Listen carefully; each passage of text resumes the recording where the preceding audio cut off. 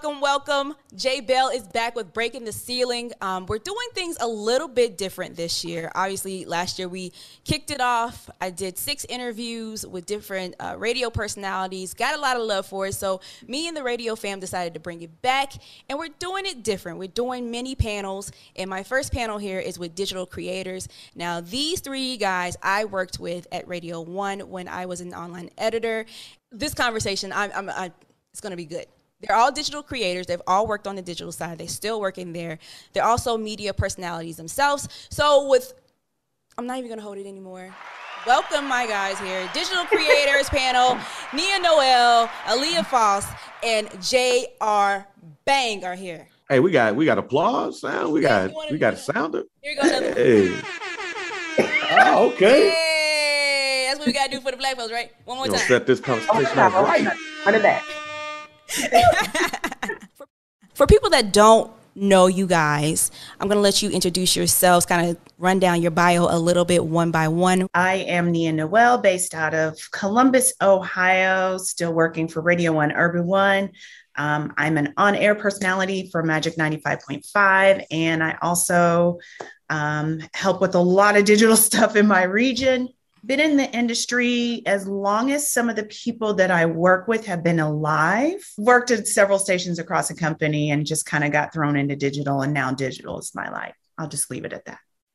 Don't miss the part that you're a regional online editor. So you a boss over a couple of different markets here, okay? Yeah, I am. More than a couple, but yes, I am. Exactly. Aliya? All right, my name is Aliya Faust. I actually currently work on the label side now as a marketing director for RCAI and Sony Music.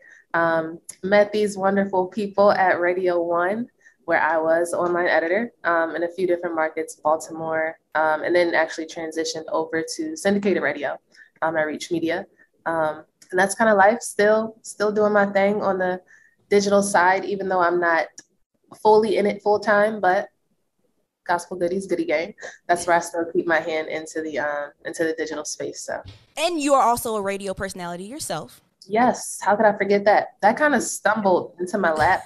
So my blog actually, somebody noticed it and they asked me if I was interested in a radio show in my hometown, Philly. So I do have a show on Sunday nights on Philly's Favor. It's called Gospel Goodies. Yes. And last but not least, J.R. Bang.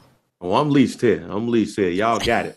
J.R. Bang, aka J.R. Davis, managing editor for Black America Web, Reach Media. I actually replaced Aliya as she went and did her label thing and is doing a label thing. So, salute to Aliya on that. Also, I have 2 podcasts, Some Do Podcasts, First Black Champ Podcast, host, father, husband, and anything else you can think of that's good in the world. And your Instagram page is always funny. Yes. Yeah. So thank you. I try not to take myself seriously and have a bit of fun on that. So, and y'all love it and enjoy it. So the Power Ranger thing is the biggest thing that I've ever done. Like about 300,000 people reached and viewed and stuff. I didn't even know that people enjoyed that video that much. So, but that's what always happens. I've noticed in the digital world, like that's when something goes viral, when you're just kind of throwing it out there, when you're trying to go viral or really, for me, that's when it hasn't happened. It always happens when it's just something that you just haphazardly, organically throw out there. Oh, yeah. With all the different media outlets that are out there, why did radio stick out for you to work in the first place?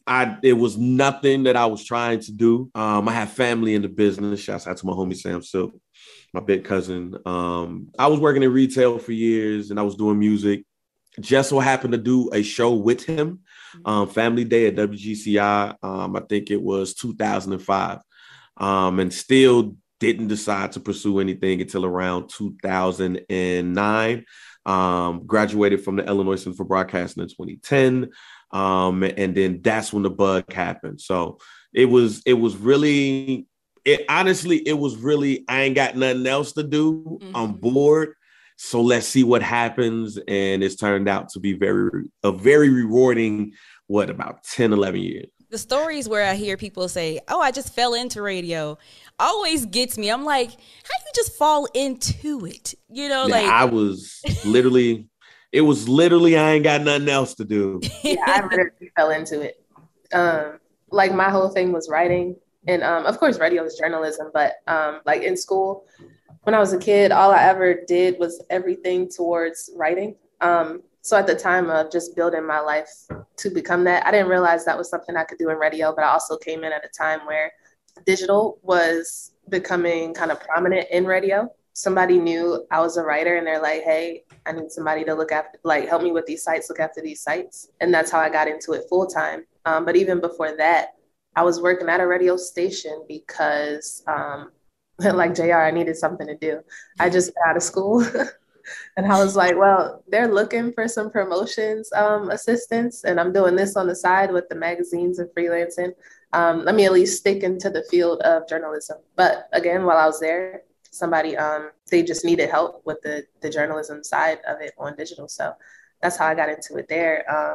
And I think what made me pursue it full time is just realizing how far you could actually go and reach people. Because at that same time, I feel like around like that 2010 to 12 era, entertainment was kind of turning really gossipy. And I just wasn't liking what I was actually writing for these different magazines and stuff too. So I was like, at least radio, I could still go back to what I was passionate about actually touching people and talking about things they actually cared about. And obviously, radio's kind of shifted into a whole lot of gossip too. But in the beginning, that was the drive. For me, I'm a fall into radio person. When I have to go all the way back to college, because while I was in college, I was studying broadcasting journalism, University of Arkansas. I was working in television while while in college. And I went to my professor and I was like, I just really think that the university needs a radio station. And I just wanted to make a suggestion to him. And I went about my business, went about my life. And months later, I don't even remember what the time span was. He comes back to me, pulls me out of class. I'm thinking I did something. And he takes me to this room and opens the door. And he's like, here's the radio station and you're going to help run it and put it together. And I'm like, what?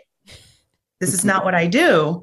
So I helped put together the student ran radio station. We got paid staff. Of course, he wanted to put me on the paid staff. So I'm doing this, I'm doing television, and I'm seeking my degree. In the meantime, I graduate and I move, and I just start throwing my resume out there to television and radio, and radio bit first. So I was on air at that time, and then working at an independent radio station. They were like, we need a website. You can build it. And I'm like, I don't know how to build a website. So I literally went to the library and got HTML for Dummies. And that was the beginning of my digital career with radio. Obviously, I've come off air full time and gone into digital full time, but that's like how it all started. In this day and age of social media, do you think it really is important for a radio personality or anybody that's trying to work in the media world? Break it down for those that are still trying to struggle to go viral or, have those casual moments of, people just following them for one little post. I will jump in and I will say absolutely 1000% yes. Now in the position that I'm doing now, I'm hiring people, and one of the first things we do is we look at their resume, of course. But we go look at their social, because social media, even though people are giving a piece of what they want to give of themselves, you definitely learn about that person through what they're posting, what they're doing, what they're saying. And it's a good way to get a glimpse of somebody and learn a little bit about somebody. And in media, whether you're working behind the scenes or in front of the scenes, it's a very personality heavy driven industry. So it's important for them to see what type of person you are, what things you like, what things make you tick. And that's the type of stuff you should be sharing on social media. So absolutely, I don't understand why anybody that works in media would not have a social media. Like, what are you doing? Yeah, and that's not only in front of a camera, in front of a microphone, that's outside of it. We spent time talking about, how I put some of the stuff, memes and funny moments with the family all on social media.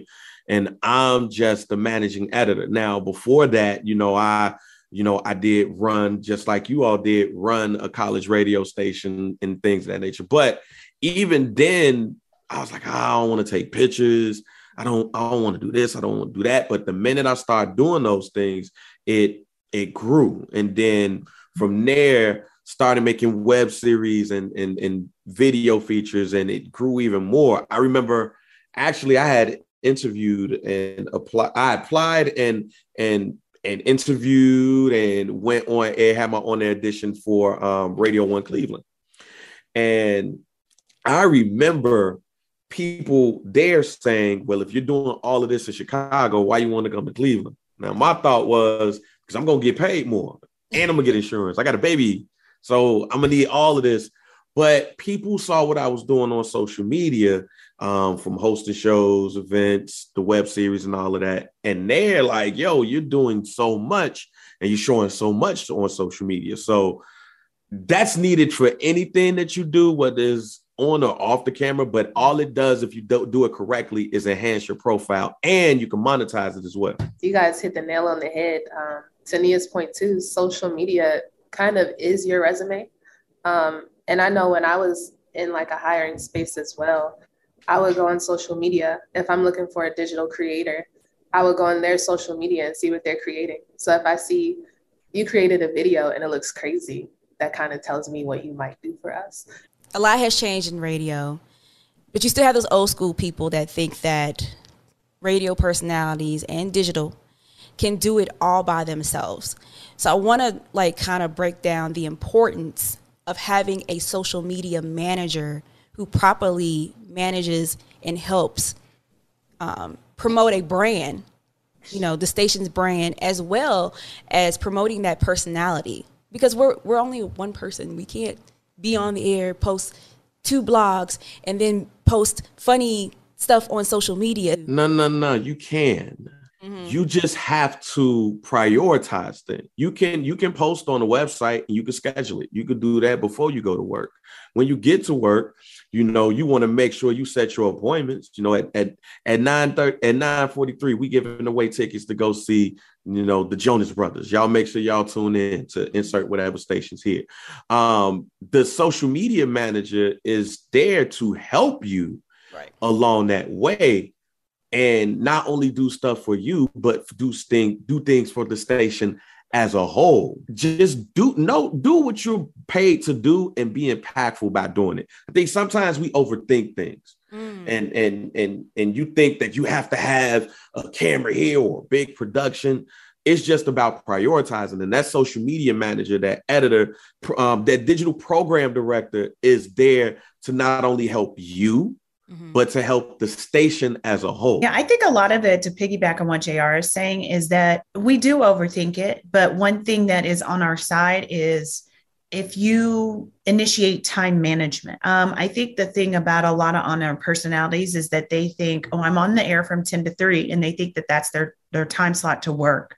But really, 10 to 3 is when you're doing a show. You have to do show prep. You have to prepare. You have to see what's trending. So you have a plan for what you want to do that day, but also being on air and in the digital space, knowing when it's time to shift, because there've been so many times in my career where I've had a plan and something happens and I have to shift. You may have created this amazing reel or TikTok for the day, but then Sidney Poitier dies. So you have to shift. So you hold on to that reel or TikTok for tomorrow. And just knowing what your audience is about and what is relatable and what people are gravitating towards at the time can really help you in just planning out. I feel like a lot of the people in media and on air and creators, some of them, the thing that they're lacking is the lack of planning and actually taking strategic time to think about what they're going to do. and not just, oh, I love this sound and let me go redo this reel because somebody else went viral for it. We're cranking out content so quickly. We're trying to keep up with the Joneses and compete.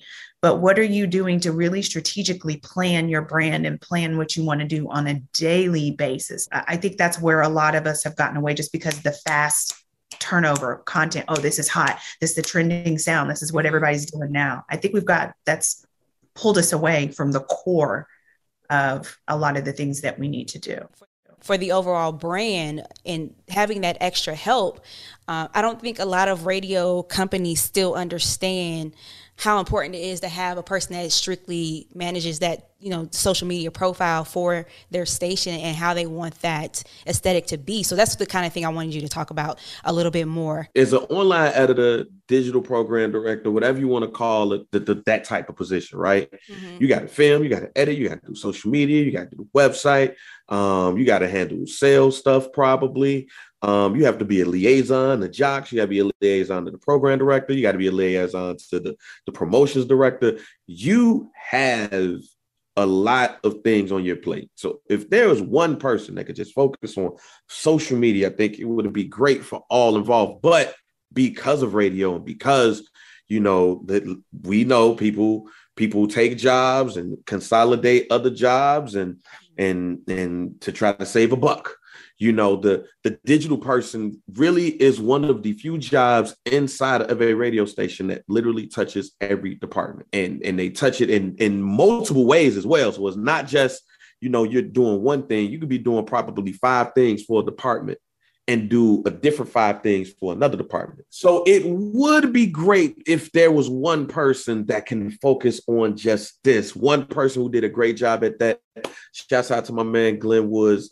He was at Radio 1 Atlanta. He was the social media director for Radio 1 Atlanta, and their social media was one of the better social media platforms in the company. One of the few that was verified as well. And that was off of his work. I think he's now at Hulu right now. But that's a job that in a perfect world, it could be one person that can do that.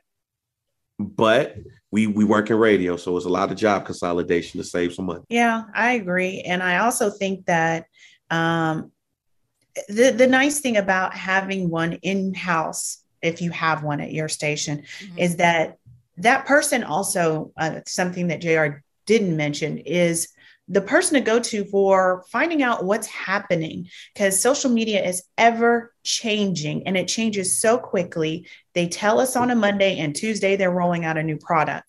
So how are all the air personalities supposed to know that now everybody can, put a URL link in a story on Instagram? And you don't know that. And that is one nice thing about having that digital manager, social media manager in office. They will know about those things, at least they should, and can relay it to the staff that things are changing. So it's a very, very important role. If any general managers are out there listening and you don't have one, go get you one, because it will help your brand immensely. It will help your jocks. It will help your sales. So go get a social manager, digital manager, because it's the land we live in now, and it's not going away. Exactly. And pay them what they're worth. Okay. Listen, that's the other thing. It's also understanding each platform in depth, right? Mm-hmm. So how you talk to somebody on Twitter is not how you talk to somebody on Instagram. It's not how you talk to somebody on Facebook. Some stations have Triller, some stations have TikTok. Some people may even still be on Snapchat. And these are all different platforms that require a special attention to it. So if you're a job and you're relying, or you're a PD and you're relying on a job and you're wondering why something isn't performing, that's literally why, because you have to tailor the content to that platform. It's important to check your messages. It's important to respond to people. It's important to update it regularly, even beyond that show. It's something that really requires around the clock work. And that's something that people in the digital space commit to when they take a position like that too. It may be a 9-to-5 job, but as a online editor or as a social media manager or anybody in the digital space, you kind of take on that role where it's like, if something happens at 9 p.m., yes, I'm off, I might be in bed, but that's my job to get it done. Yeah, like the actual radio shows, you can't, like you said, you can't solely rely on a radio person, like an on-air personality to do all the posting. You definitely need that in between. And I do notice that a lot with some radio stations where like Jock will post and then you won't see another post for like 3 or 4 days. And then all of a sudden there's another post from that same Jock because nobody else has posted in between. The thing that people forget about social media, it's called social for a reason. To make it work for you and your brand, you have to be social and you have to interact with the people. You can't post once a month, once every couple of days, especially for a brand, and think that people are just going to come to you because you're the Black station in your city. That's just not how it works. There has to be consistency in it. You can't have like 6 people with 6 different voices trying to represent a brand. Or what if when it comes down to graphics, people are not all at the same level of creating graphics or videos or things like that too. So that digital person kind of just brings it all together. Even if somebody is doing a tweet or something or has an idea, they can still be led or directed by that person in place on to how to best execute. You guys all hit it on the money. So I hope any broadcasting companies that end up watching this pay people what they worth. Yeah.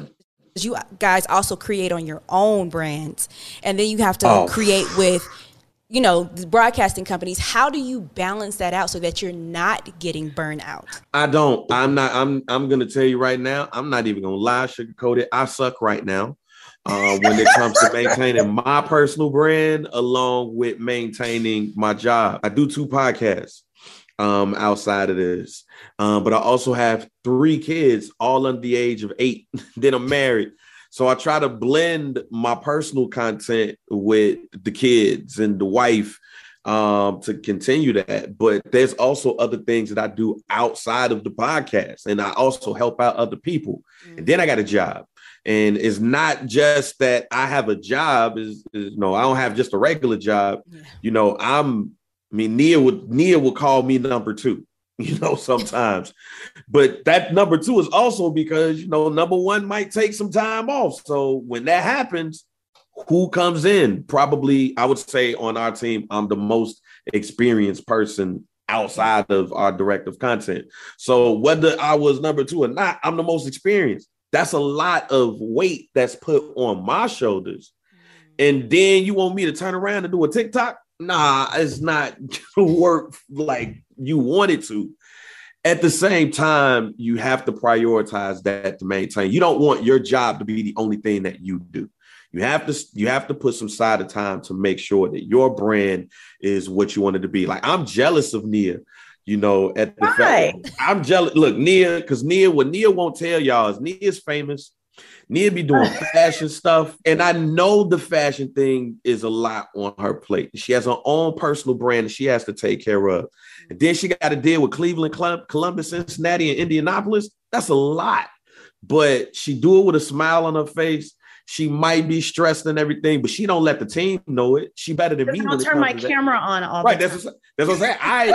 You better than me when it comes to that. So that's why I say I suck at it. I am terrible. My work-life balance is horrible, but I still try to make sure I got like 5 minutes or something. And that's when you get those random reels, TikToks, photos that I'll put up. And I only put them up to continue to maintain, because once people don't see you after a week, it's out of sight, out of mind, and you do not want that to happen. And you don't want that to happen to your station or your jocks as well. So that's why all of those things are important. But you know what, Bang? I feel like we all feel that way, because as you're sitting here talking about you suck and that I'm doing this and that and the third, I'm sitting on a whole project that I haven't had time to complete. And I've been sitting on it for about 6 months. It's this close to being done and launched. Okay. But also for me, I don't know, maybe you guys can speak to this. Sometimes I just don't have the energy for my personal stuff. I have so much into the job. So many people done frustrated me. I can't turn my camera on because I don't want you to see how mad I am. And I'm exhausted at the end of the day. I don't want to talk anymore. I don't want to open my Mac. I don't want to touch my iPhone. So there are things like this personal project I'm working on that I've been sitting on, and that I just need a little bit more time to complete. So there is burnout, and I was majorly having it right before Christmas, around my birthday time. Actually, the day before I had PTO scheduled, I texted our director of content when I was on PTO, and I was like, oh my God, I didn't realize how much I needed this, because I was ready to murder some people. And it wasn't like anything was any worse at that time. It's just I was here. I was so full, and we had been working so hard and covering for other people. You know, we're in a panini, people been sick. So we're covering for other people when they're out sick and doing this, that, and the third. I was just tired. So burnout is real. And I don't even know if it's avoidable, but I think you can work with it by, like JR said, taking some time to do something for yourself and not necessarily worry about, let me film it, let me take a picture, let me do this. Like this afternoon, I'm going to do something for myself when we're done here. And I just feel like we really get away from that, and we have to, because that's going to help balance it and not burn yourself out as quickly. That makes a lot of sense. I know, like for me, at the end of the year, I took 2 weeks off of social media. How? I just completely didn't touch it. I didn't even look at it. Man, I can't. And it's not that I'm addicted. It's just that, you know, I have to maintain my other content. And that's the thing about my position that sucks, because I got to maintain my other content. So my vacation from my job enable me to throw up an extra video or two for my podcast that ain't stopping when I'm on vacation. Like I'm working, the podcast can't go on vacation at the same time. But here's the thing that we could also probably all four of us think about and working towards is, with the personal, having some team members or something that can kind of step in and help a little bit, or even that planning a little bit, so you can have a little bit of that time off like Janelle had. Yeah. So if that's handing something over to a partner or somebody that's helping you maintain, or working really, really hard before you take that time off to where you can schedule some stuff, we owe that to ourselves. And I think we need to try to, all four of us, press that so we can have that luxury of a little time off, whatever that time is you choose, whether that's a week, 2 weeks, a day. I feel like it'd be hard for anybody to master it, but I'm learning work-life balance, right? So I think it's literally a matter of just putting your foot down, even when that comes to yourself or to your work. Because if you don't, your body will make you. But you just have to decide that 7 o'clock, no matter what, I'm shutting it down unless it's breaking news. That's something I had to decide to do and be okay with, because in the digital space too, like we're hard workers, like we don't want to miss a beat. But if you're the end all be all there, which is why you PDs and stuff should maybe hire 2 people. That's true. A team. A team. Like you can't expect to be 100 when you're just one person for a whole brand that may require realistically 3 to 5 people. Because realistically, in other industries, there are digital departments. There's not one person. A whole digital department. But what I did for myself is literally just making sure I cut it off at a certain time. I have a consulting company where I work with other brands and help them like in their digital spaces. And I have to decide that, okay, I'm going to get up 2 hours early during the week so I can get this stuff out of the way, do my full-time work stuff, have my evenings open. And it's a little harder that way, but I also have my weekends free and clear too, unless something is like breaking or super important. So I feel like it's a little give and take of sacrifice, maneuvering it around and prioritizing. Because some things you might just have to say like, yo, I can't, not today. And that's okay. Because again, we can't be 100 for everything. And I think that's where the burnout begins, is trying to be 100 to everything. I will say that 2022, my word of the year is boundary. That's the one thing that I'm learning on all levels too, because you know, my trek went from moving, like I got married on Valentine's Day and moved the next day. I would murder my husband. He says I got married on Valentine's Day, moved the next day, and then a year later moved to DC, and then a year later moved to another spot in DC, and then 6 years later moved back to Chicago. So I've been moving and within that time had 2 more kids.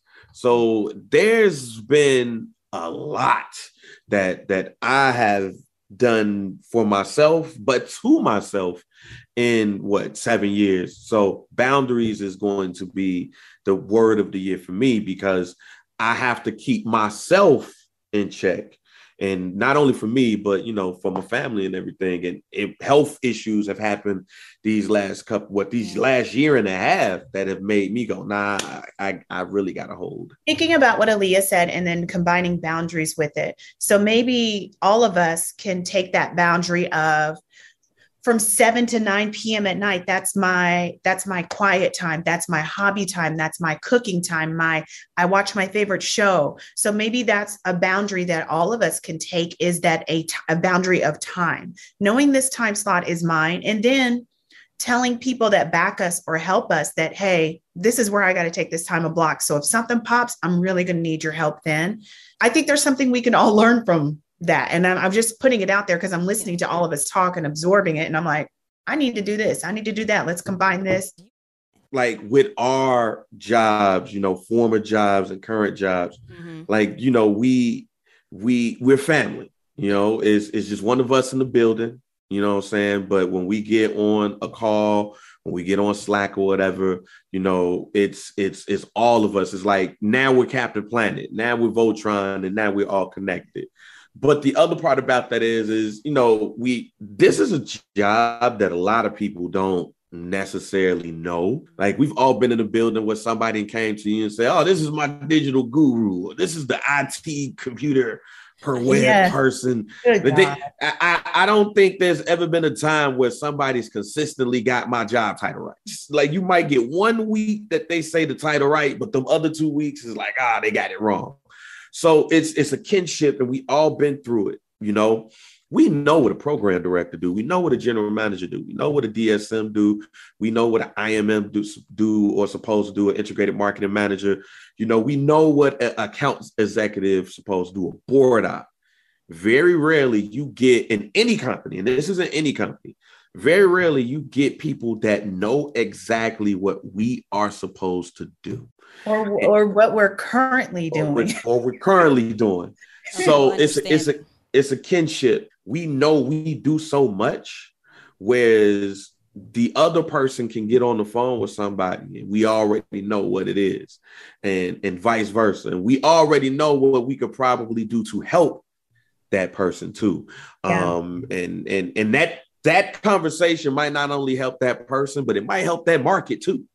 Because, it could be a falling down situation like Michael Douglas, or it could be a situation where you give somebody some advice on how to do something better. And then it's helpful, like I said, for that person, that career, that market, revenue, anything. Because we all still go for the same goals as the people on the programming side or the sales side. Ratings, revenue. We have those same goals. And can I say this too? Like, for anybody in the industry that's watching, we are not sitting there playing on the internet.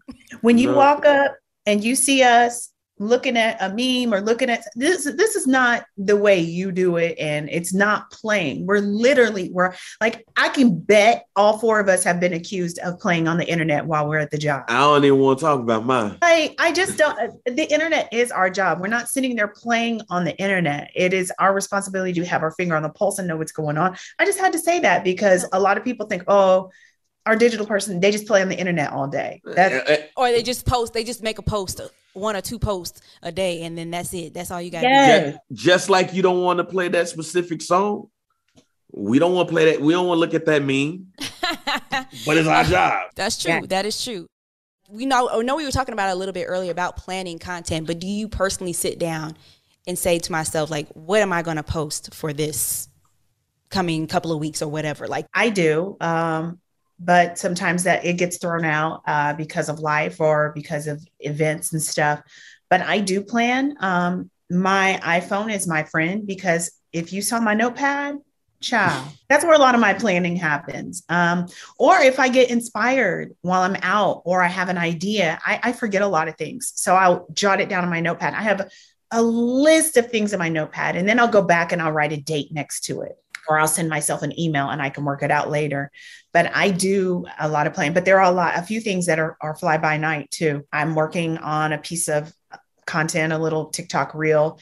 And it came from being at my mom's house at Christmas. I was literally looking around my mom's house and I came up, I was like, oh, this is funny. So I shot some stuff. She's going to kill me when she realizes what I did, but yeah, all right. What about you, Bank? I used to, but now I don't because I got so much stuff going on. It's hard to. So a lot of the best content really just fly by night. It's just like on spot. I think it helps because in high school I took an improv class. Yeah. So a lot of the best stuff that I've done is literally been fly, like on the fly. My son, I was watching Nightmare on Elm Street 3 one day.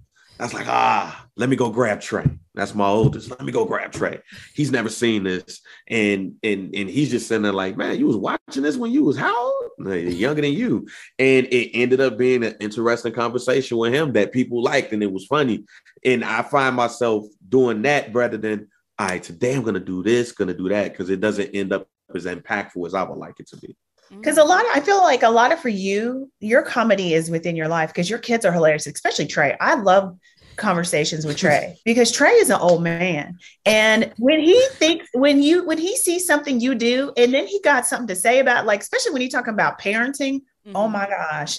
Like, and that's just organic, hilarious content. I can't do that. I don't have a Trey. I don't have a kid. So I think if I did have a kid, I could be a lot more spontaneous, organic, or just put the, because kids do funny things. So, I love that you do that, and it really works for you. It also speaks to creators doing what works with your life. That's true. Because somebody else is going through it and somebody else likes it. And even though I don't have children, I love watching JR's kids because they're funny. If you have any lasting words of advice for those that are watching this, and maybe even some executives that may watch this, management, share what you want to say. I feel like we just turned this into a hiring video. The one thing that I believe, to me, to be fortunate to be in the position is that I wasn't one of those people that grew up in radio. Like I had other jobs before, and got into radio at I think 29 or whatever. So I hear stories about people saying, well, I was 16 when I got this internship. So I think of things differently than other people in radio might. I say that to say this. This is the most fun that I've had in a job ever. Like this, when you go to a radio station, it's supposed to be fun. Like, will there be stress along the way? Yes, but this is the most fun that I've ever had. With that being said, fun can be stressful too. Yes. So to anybody that's watching this that wants to get in digital, just manage your expectations, manage your time, set boundaries, and manage your stress. Because the more fun that you have and the more work that you do, sometimes the walls can start closing in. But when they do, just understand that the number one objective is to have fun and to have your listeners and have your people have fun and enjoy the ride and all of those things, and be cool out here when the walls start closing in. Just know and understand that at the end of the day, this is entertainment. Yeah. Everything can be fun. And, I'll add to that is that for the people in the office, remembering, yes, we are doing ratings and revenue and that kind of stuff, but also allow your staff some creative space, allow them to express themselves, allow them to contribute to the brands, because the people that you have working there, they're there for a reason and they have a talent. Let people bring that talent to fruition. There's a lot of people that micromanage in this business because they think that they know better. And I'm, out of all four of us, including Aliya, I'm the one that's worked in this business the longest. And I'm not the person that says that I know the most. Your longevity in the business does not mean you know the most, because things change so much in this business. And you have to be open to whatever is changing, what's evolving. So really get to know your staff, get to know what they're about, have the finger on the pulse of the target demo. I can't tell you how many people in this business are outside of the target demo, but telling you what the target demo wants, but haven't even talked to the target demo. So there's just a lot of things like that in this business. And I think sometimes we have to step back and realize that experience isn't always the best tool. But knowing how to ask questions and having the right people around you is a great tool to bring in. Sometimes you have that there and you're not using it. I'm always honored for stuff like this, for people to even consider me to contribute to this type of conversation. I think the digital space, I worked in a bunch of different industries, and I don't know if it's just radio digital space or if it was just where we all came from, but this digital space that we know each other from is the most connected I've ever been to a group of employees. So I love you guys. I appreciate you guys. And if there's anybody out here watching, digital is really a community because you have to stay connected all the time. And I think that's really special. And I hope that people that are watching this really get it, understand it, implement it, and grow with it. Thank you for all of your time. Check you guys later.